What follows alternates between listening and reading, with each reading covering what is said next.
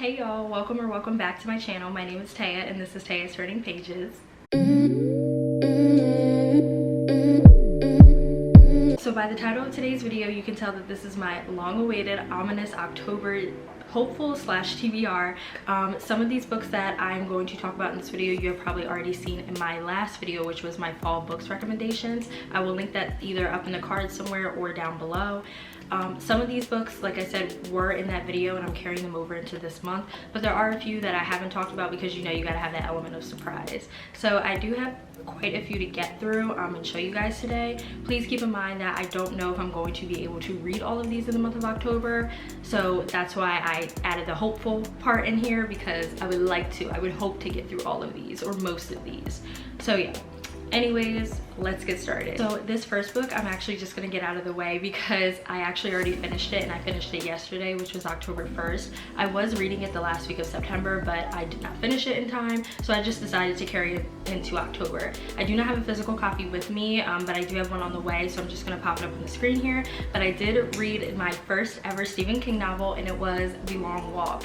And y'all, I am still reeling from this. I still am thinking about this. I have so many thoughts on this book, and I decided that I'm going to do an entire dedicated video to it because, again, this is my first Stephen King novel that I've ever read. This is my first introduction. I feel like my true introduction into the horror genre, and I know he wrote this under his pen name Richard Bachman, so it is Stephen King, of course, but like I don't think it's super comparative to The Shining or Pet Sematary, but regardless, it's still a work done and written by Stephen King himself, and I just have so many thoughts. So I'm just going to make an entire video on that, and please stay tuned for that if you're interested in watching it. But brief synopsis, I guess, of the story. So this story is about a group of young men who participate in this event called the Long Walk. And the Long Walk is a national event that happens every single year, and basically about 100 teenage boys have to essentially walk non-stop. So they can cross state lines, this can go on for days, etc. So they're walking non-stop, and there's only one person that can be left standing at the end of all of this. So obviously we go from having 100 boys to only one boy in the end, and it is such a psychological, torturous journey from page 1 all the way to the finale, and I just have so many thoughts on this. The whole concept of it is just still insane to me. This is a dystopian horror novel, and I think that's why I really connected with this one or resonated with it more, just because I love a good dystopian novel, the Hunger Games trilogy being my favorite like dystopian story of all time. So I knew I was going to like this, and I also really like the Purge movies, so I knew that I was going to like this, and it did not disappoint. So I will have a more deeper analysis in a separate video, but yes, The Long Walk by Stephen King. Okay, so moving on to my actual October hopefuls, I do have quite a few classics on this list, and the first one being The Picture of Dorian Gray by Oscar Wilde. I am currently reading this. I'm about 44 pages in, and I am enjoying it so far. So if you have been kind of like in the classics community at all, or if you have seen a few videos by some classic booktubers, you probably have been recommended to read this book because it is very short, very accessible in terms of the writing style and everything like that, and the plot itself. But for those of you who do not know, this is about a young man named Dorian Gray who is essentially kind of a bit naive, but also just, he is very nice, he's very charming, and that's kind of the vibe you get from him. And essentially he gets his portrait painted, and he really sees his beauty in this picture, of course, and he starts to kind of have this like reckoning, I guess, if you will, if you want to call it that, this reckoning or awakening. And he's realizing that, you know, he wishes that he wouldn't lose his beauty and his youth over time. He kind of wishes that the portrait itself would, and because of that he decides to make a deal and basically become immortal. So he'll stay young and beautiful forever, but every single time he commits a sin or he commits an immoral act, this photo or portrait of him will continue to deteriorate over time. So every single time he commits one of these sins, the photo gets uglier and uglier and uglier. So there's a lot of topics and themes here about, you know, immortality, youth, beauty, what it means to age, and all of that type of stuff. And so there are philosophical references in here at times, and I think, you know, of course religious as well, but I don't think it's like super overbearing or overwhelming. Again, I'm really enjoying this, and I will say that Oscar Wilde's writing is beautiful. I just have to put that out there. from the very first page, I was like, wow, he is a strong writer in my opinion. So yeah, really enjoying this so far. I'm hoping that I can finish this fairly soon just because this is very short. But yeah, The Picture of Dorian Gray by Oscar Wilde. The next book that I have here is Picnic at Hanging Rock by Joan Lindsay, and this is actually like a 1900s mystery slash thriller, which I thought was so cool. I found this on Depop and I never heard of the story, but apparently this is a major motion picture film. So once I finish this, I will watch the adaptation. But this is essentially about 3 young girls from a boarding school, and I think them and their classmates go on a picnic, and the three girls that I mentioned earlier end up going missing and nobody has seen them. So there's of course that mysterious element, that thriller element of like, what happened to these girls? Are they okay? Will we ever see them again? Will we find out the truth, etc.? So yeah, very short, very accessible. I don't really have too much else to say, but I just thought that this sounded like a perfect read for October. The next classic that I have here I actually recommended in my fall books recommendation video, and this is The Fall of the House of Usher and Other Writings by Edgar Allan Poe.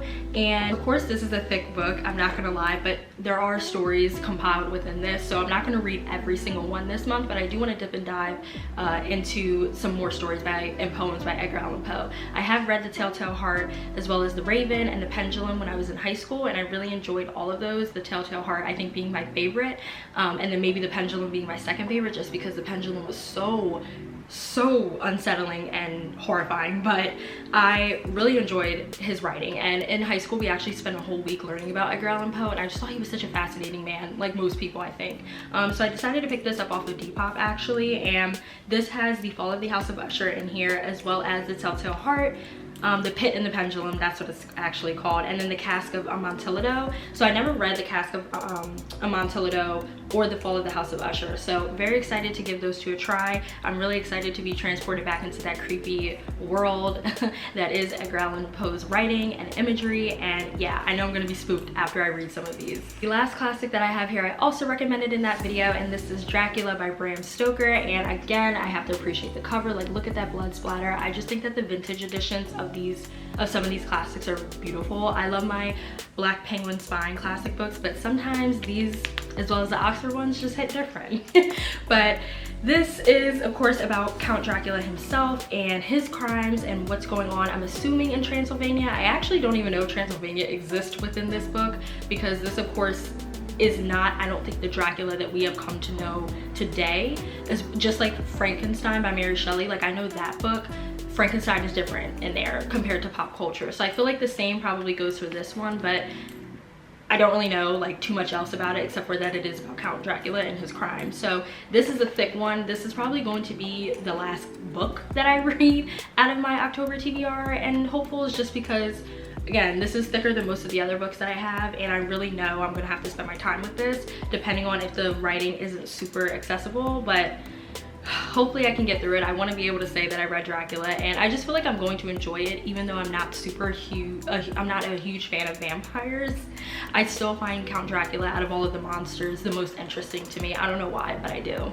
Okay, so moving on to the thrillers and the horrors. So the first book that I have here is Hunted by Darcy Coates, and another thick book, probably going to be the second to last book that I also read for this month, but I'm so excited to read this. I feel like this is going to be an anticipated 5-star read for me. This is about a young woman named Eileen who goes hiking through these woods, and unfortunately she ends up disappearing and nobody has seen a trace of her. So once she goes missing, her family of course reports her missing, and the police decide to form a search party slash search group to look for Eileen. And while they're in these woods, they find Eileen's camera and they look through it and notice that there have been photos taken hours after her disappearance. So of course the cops are trying to figure out what is going on here. How have these photos been taken? Like, who did this? Was this Eileen? We don't know. So as time goes on, the case goes cold and they run out of leads. So Eileen's brother Chris decides to form his own search party with a group of his friends, and they decide to trek into these woods to figure out what happened to Eileen. Well, as they get further and further into the woods and they start to kind of veer off of the trails, they start to notice that things are not what they seem. And I think there's a paranormal element involved in this, but they start to realize that things are not what they seem, and by the time they realize it, it's unfortunately too late. I don't know what that means, but that's what it says on the back of the book here, so I'm really excited to get into this. On the cover, there's like a figure all the way in the back, so just so creepy, so unsettling. And I said this before, but I think using the woods as a backdrop to a horror or thriller story is always a good time, because the woods are fucking terrifying if we're being honest, in my opinion. So cannot wait to read this one. I think that this one is probably going to scare the living crap out of me. I've heard nothing but great things about Darcy Coates' writing. I heard that she is a pretty scary, you know, horror writer. So yeah, I felt like after reading a Stephen King novel, I feel like I could conquer anything though at this point. So I am so excited to read this. The next book I have here is probably one of the most controversial books I feel like going around on Bookstagram and BookTube still, and it is Survive the Night by Riley Sager. So I actually have 3 Riley Sager books. I have this one, I have Lock Every Door, and I also have Final Girls. And this will be my first Riley Sager book. And I know some people are probably cringing when they hear that because I know that this has a lot of polarizing opinions. A lot of people either really love this book or they really, really hate it. And I've tried not to watch reviews on this. I don't know, like it seems like the general consensus is that a lot of people don't really like how the main character is written in the story. She's an unreliable narrator, and some of the things that she does, a lot of people just don't agree with. But at the same time, like it's a story, like of course like the character is going to do or say something stupid, because like if they didn't, then the book would be over, you know? So I don't know, but either way, I'm still excited to read this. This is going to be my first Riley Sager book, and I'm really, really excited. I don't think that this is going to deter me from reading anything else if I don't end up liking this that much, because I'm still really interested in reading Lock Every Door and Final Girls. So yeah, but for those of you who do not know, this is about a girl named Charlie who is a college student, and unfortunately one of her best friends ends up getting murdered by someone known as the campus killer or serial killer. And so because of all of this, a lot of the college students decide to take off and go home and kind of like, you know, distance themselves from the campus. But I also think it might be like a holiday break, I'm not sure. But either way, people start leaving the campus, including our main character, Charlie. And Charlie, I don't think has a way to get back home. So she decides to hitchhike her way back home, and she ends up in this car with this man who she thinks could possibly be the campus serial killer. So hence, Survive the Night. Definitely giving me like No Exit vibes, and I read that this month, and I'm going to get into that in my September wrap up. Phenomenal book, loved it, and that isolated trope in horrors and thrillers gets me every time. So the next book that I have here is Mexican Gothic by Silvia Moreno Garcia, and I'm so excited to read this one. I bought this one a while ago. Like I bought this back in the summertime, and I've literally been holding on to it specifically to read during this month, and I'm not disappointed or regret that I did that, to be honest, because I just know that this is gonna give me the creeps. A lot of people talk about Silvia Moreno Garcia's writing and talk about how scary this book in particular is, and oh, I believe it, I believe it. The cover art of this is just stunning, but honestly, I still don't really know all of what this is about, so I'm just going to quickly read the synopsis, but it says here that this is a classic Gothic suspense novel, a story about an isolated mansion in 1950s Mexico and the brave socialite drawn to its treacherous secrets. So this is about a young woman named Noemi Tobada. She heads to a high place, a distant house in the Mexican countryside, unsure of what she will find. She's an unlikely rescuer because she's a glamorous debutante and more suited to cocktail parties than amateur sleuthing. But she's also tough, smart, and not afraid. Not of her cousin's new English husband, a stranger who is both menacing and alluring. Not of his father, the ancient patriarch who seems fascinated by Naomi. And not even of the house itself, which begins to invade Noemi's dreams with visions of blood and doom. Very creepy, it sounds like. Cannot wait to dive into this one. I feel like this is probably going to be the first or second book that I read this one, just because of how much I've been anticipating this. So I feel like this is going to set me up for hopefully reading Velvet Was the Night and a few other books written by the same author. So the last horror book that I have here, I'm actually going to pop up a picture of it on the screen just because I don't have the physical copy yet. But this is When the Reckoning Comes by Latanya McQueen, and I'm just going to be looking at my phone to make sure I get the synopsis right, y'all. So this is a book that I have been wanting to read, but I've been putting it off just because I know this is going to be a very heavy, daunting, and emotionally taxing book, just like how Ace of Spades was. Even though Ace of Spades is one of my most favorite books that I read this year, it was just so like, it was a lot, of course, because of just the themes of racism and all of that wrapped up into it. It really got to me. So I feel like this one, I know that this one is going to get to me. So Celine and Mira used to be the best of friends. Mira is black, Celine is white, and Celine used to get made fun of and bullied by some of the townsfolk for being friends with Mira, for the simple fact that Mira is black. And So Mira ends up fleeing her small town, this town that she is in with Celine and Jesse, and they haven't spoken or really seen each other in years, but Celine is getting married and she decides to invite Mira to this wedding, and this wedding happens to be on a plantation. So I think this is going to be about, yes, Mira experiencing a reckoning of being friends with someone that decides to have an event on a blood-soaked property, and that has a lot of horrific history wrapped up into it, and just how disrespectful plantation weddings can be. I think all of those themes, of course, are going to be explored on top of just the horror aspect of it, in the literary sense and literal sense, but also I think there could be paranormal elements involved in the story. I'm not 100% sure. I'm kind of going into this blind, but that's pretty much like the grasp that I have on this book, and that was enough for me to pick it up and put it on my TBR for this month. So because I have all of those horror books on my TBR, I decided to at least include a decent amount of romances to read, because I know I'm gonna have a lot of palette cleansers after this.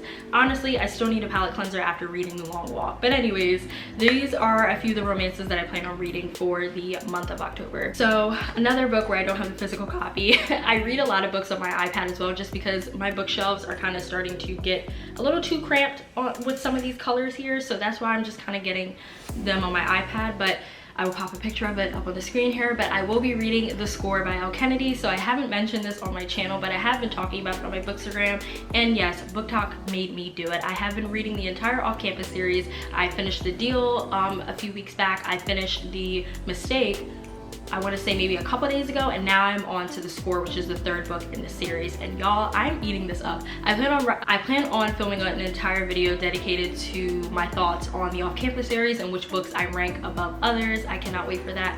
But yes, I'm only on the third one. So this is about a girl named Allie who appeared in the first book, and I really like Allie. And this follows her love story with Dean De Laurentiis, who is the playboy of the whole entire like off-campus hockey guys group. I'm not gonna go into too much detail because like obviously you have to read like the other, you don't have to, but like it's helpful to read the other two books before you kind of get into this one, because characters from the first two books do show up in this one.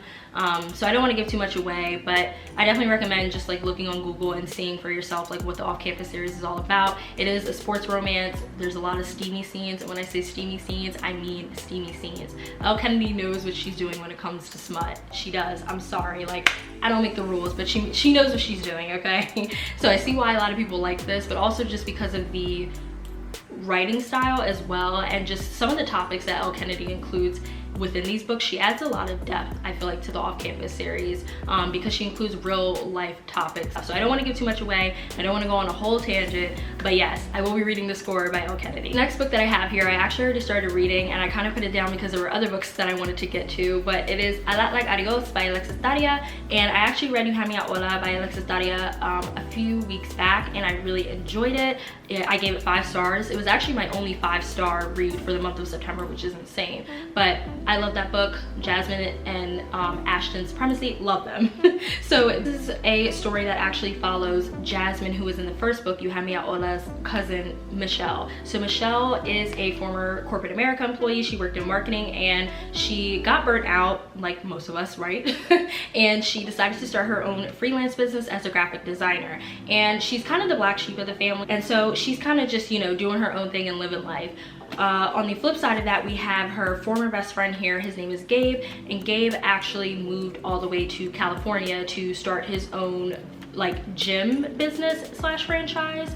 And so because of this, Gabe is in need of graphic design help, and he gets in contact with Michelle, and the story takes off from there. So this is a second chance romance. This is like a friends to enemies to lovers trope, and I don't really even know if you could say this is enemies, but Michelle is, you know, him and Michelle, their relationship or friendship is strained. So if you want to classify it as that, you can, but whatever. But either way, yes, this has a few tropes in here like I mentioned, and I just think that this is going to be a really great book to finish. I'm not the biggest fan of like friends to lovers, I'm not gonna lie. I know that sounds so problematic, but I really do like a good toxic romance in my books, like not in real life, but in my books. I just feel like it gives more flair and pizzazz and spice to the story when the characters don't like each other or they act like they don't like each other. I don't know, all that angst, I just prefer that more. I just feel like Friends to Lovers is a little bit boring, but I am willing to give this a try because I really loved You Had Me at Hola, and I really like Alexis Daria's writing style. So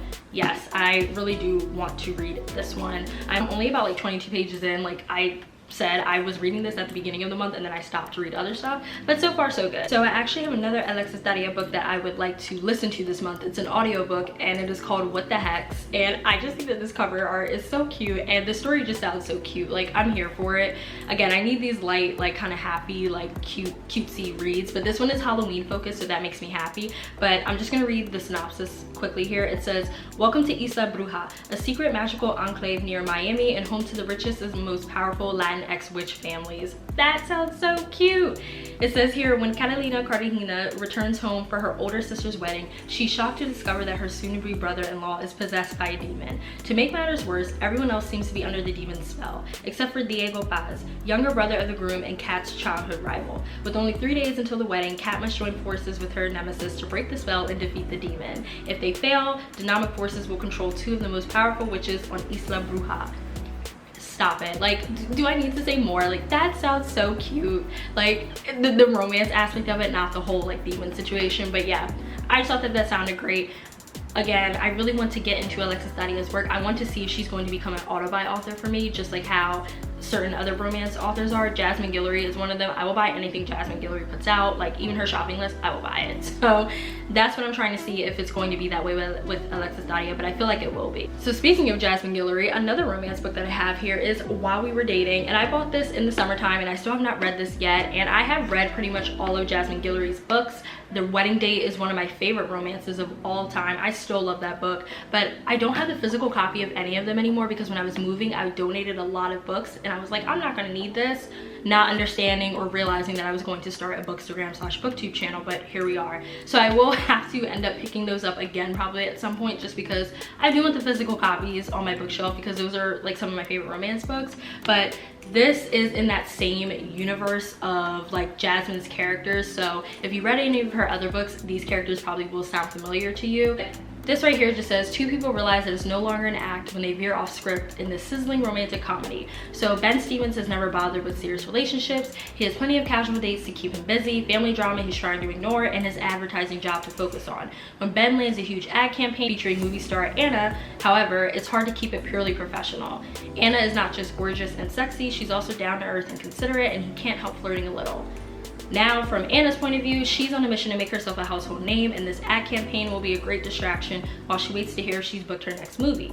What she didn't expect is that Ben Stevens is going to be her biggest distraction. She knows mixing business with pleasure never works out, but why not indulge in a harmless flirtation? So yeah, this just focuses on, you know, office, workplace romance, forbidden love. So there's gonna be that angst build up, that tension, and I'm here for it. So I cannot wait to read this. I cannot wait to get back into the world of these characters and Jasmine's, you know, writing. I really enjoy her stories, and I think she is one of the best contemporary romance novelists that we have right now, in my humble opinion. And I love the representation, like I just love everything about it. So yeah, again, The Wedding Date was my favorite one still to this day. I think out of the ones that I've read, I did like The Proposal. Controversial because I feel like a lot of people didn't like that one, but yeah.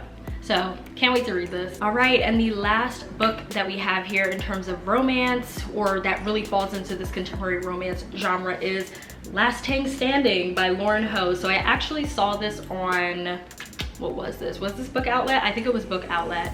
And I just thought it sounded really interesting and I decided to pick it up. I don't really know too much about this book, so I'm just gonna read the synopsis here quickly, but it says that this is about a young woman named Andrea Tang, and she has a successful career as a lawyer, a posh condo, and a lot of fun-loving friends who are always in the know about Singapore's hottest clubs. All Andrea has to do is make law partner and her life will be perfect. And if she's about to become the lone unmarried member of her generation in the Tang clan, a disappointment her meddlesome Chinese Malaysian family won't let her forget, well, she doesn't need a man to complete her. Yet, when an encounter with charming, wealthy entrepreneur Eric Deng offers her a glimpse of an exciting, limitless future, Andrea decides to give Mr. Right for her family a chance. Too bad Suresh, her office rival and the last man her family would approve of, keeps throwing a wrench into her plans. Now Andrea can't help but wonder, in the endless tug of war between pleasing others and pleasing herself, is there room for everyone to win? So this just sounds like this is going to have a lot of different themes in here, a lot of representation for Chinese Malaysian people, and I'm just here for that. I just think that this sounded interesting and I love the cover art, so yeah, I decided to give this one a try. I really hope to get to this one in October, especially just because I just got this not too long ago, so I don't want to let the momentum for some of these books to die down. So yeah, I feel like this, besides like Arigos, I feel like this is probably going to be one of the ones where I try to prioritize. The last book that I have here that I'm hoping to get to for the month of October is a graphic novel, and this will actually be my first graphic novel that I read, which is surprising, and it is Pumpkinheads by Rainbow Rowell. So I have never read anything by Rainbow Rowell before, but I've heard nothing but great things about their work, and I know a lot of people really enjoy their graphic novels. So I'm just going to quickly read the synopsis here just because it's easier for me to do that. Most of these books I don't know the plot or premise for because I haven't read them, so just bear with me. But it says here, Deja and Josiah are seasonal best friends. Every autumn, all through high school, they work together at the best pumpkin patch in the whole wide world. Not many people know that the best pumpkin patch in the whole wide world is in Omaha, Nebraska, but it definitely is. They say goodbye every Halloween and they're reunited every September 1st. But this Halloween is different because Josiah and Deja are finally seniors, and this is their last season together at the pumpkin patch, their last shift, and their last goodbye. Josiah is ready to spend the whole night feeling melancholy about it, but Deja isn't ready to let him. She's got a plan. What if instead of moping in the usual slinging lima beans down at the Succotash hut, they went out with a bang? They could see all the sights, taste all the snacks, and Josiah could finally talk to that cute girl he's been mooning over for 3 years. What if their last shift was an adventure? I just think that this sounds so wholesome, so cute, and a nice palate cleanser from all of the horror books that I have on this TBR. So I definitely think that this is something I'm going to pick up in between, and it seems like it's going to be very short because it is a graphic novel. So yeah, it is YA, but I love a good YA book. I don't really care. Like, yes, there are some YA books that definitely feel YA, but look, sometimes we just need escapism, okay? Like, sometimes I just want to read something that'll make me, like, make my mind relax, all right? So this is that book for that purpose. And those are all of the books that I hope to get to in October. Of course, in that fall books recommendations video, there are some books in there that I haven't included in here, and I may, you know, do swaps and substitutes and all of that stuff. This is kind of a loose TBR. It is a fluid TBR. I have been kind of like more of a mood reader these past couple of weeks, I feel like, so we'll see how this all goes, but as of right now, these are the books that I'm hoping to get to in October. So yeah. Anyways, let me know what your thoughts are. Let me know if you read any of these books, and let me know what's on your October TBR or hopefuls list. I would love to know. I would love to get more recs, whether that's horror, thrillers, or just romance. Those are my genres right now. So if you have any recs that I haven't mentioned or talked about, feel free to let me know in the comments. But I hope you guys enjoyed this video, and I will see you in my next one. Bye.